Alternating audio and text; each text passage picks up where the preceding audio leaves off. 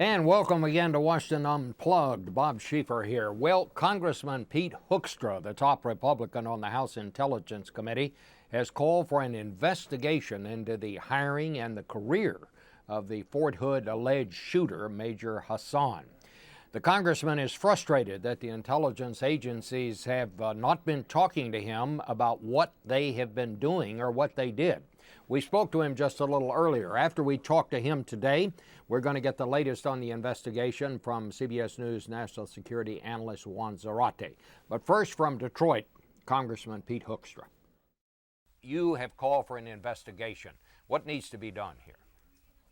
Well, we need to know exactly what we knew about Mr. Hassan before the tragic events of last week, about his communications with people in the Middle East, in Yemen, people that we know are dangerous people who are trying to incite people into radical jihadism, what his teachings and what his, statements that he was making here in the United States.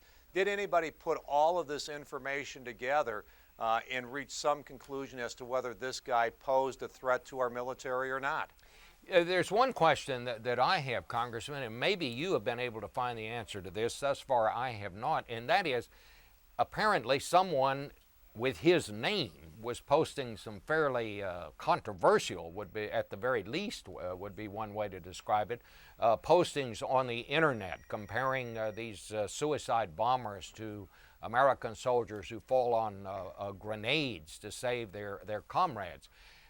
Have you been able to find out if anyone, we apparently knew about this, has anyone actually asked the major whether he was the one who made those postings on the internet?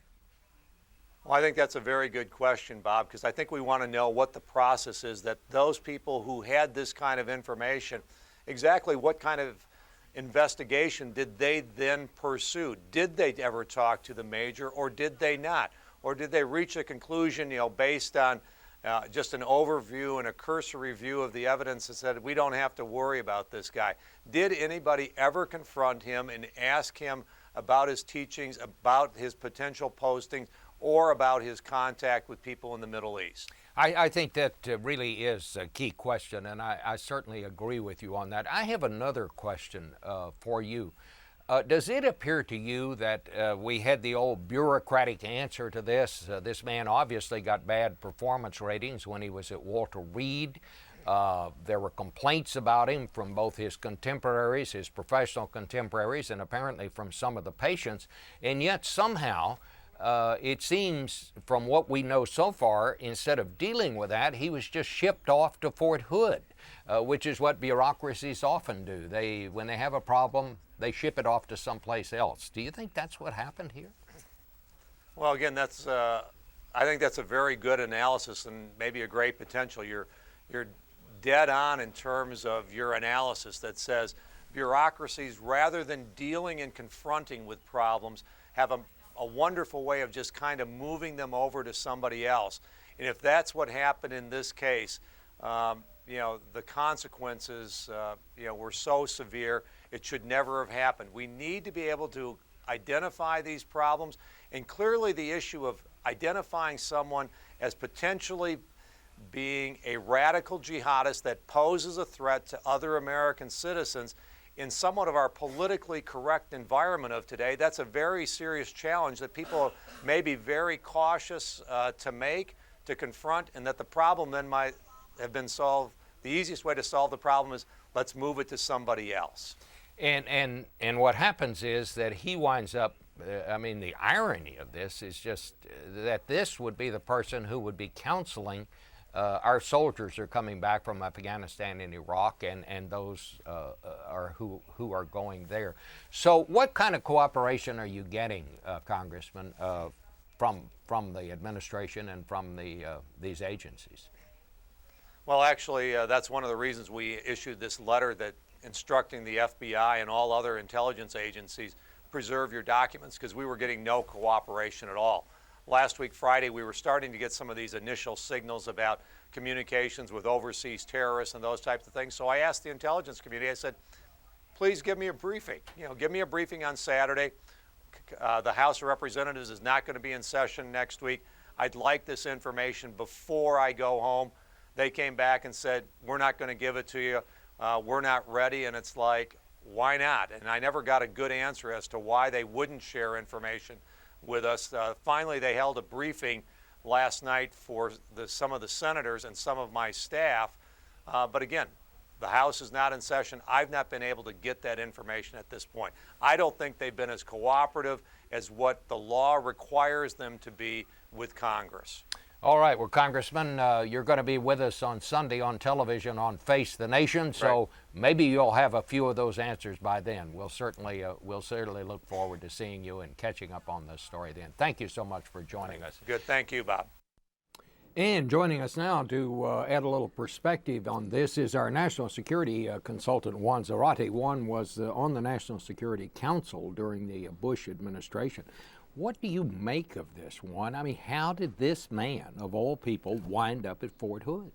Well, Bob, you raise a very good point. This is ironic that a man who was in a position to be consulting and counseling soldiers who've returned from the field of battle not only had psychological problems of his own, apparently, but also was starting to exhibit signs of radicalization himself. And so the irony here is thick, and the tragedy was awful.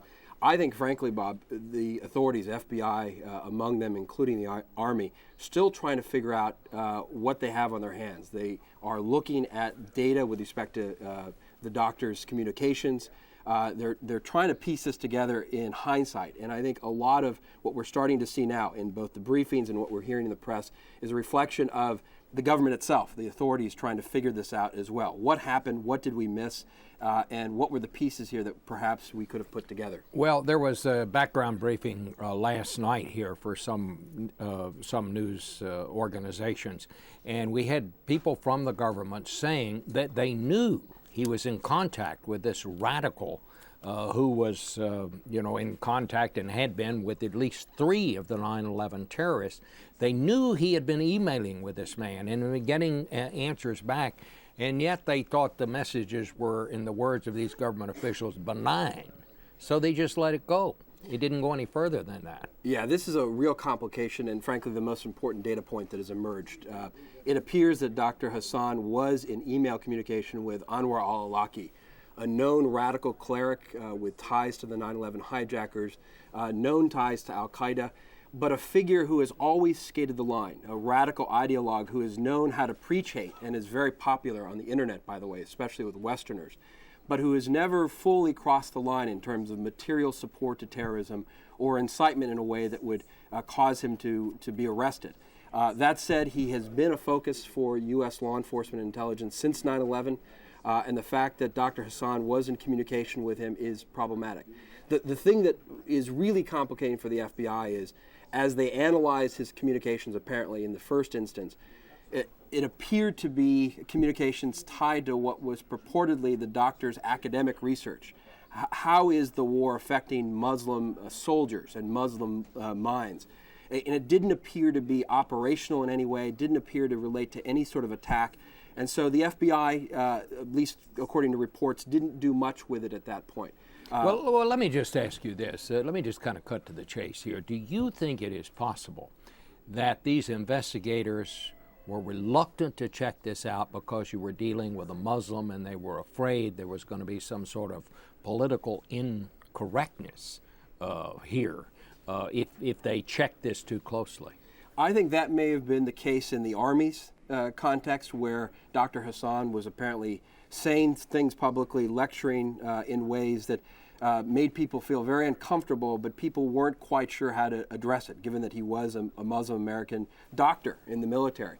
On the other hand, the FBI, I think, shouldn't be and probably wasn't worried about those issues, at least in the first instance.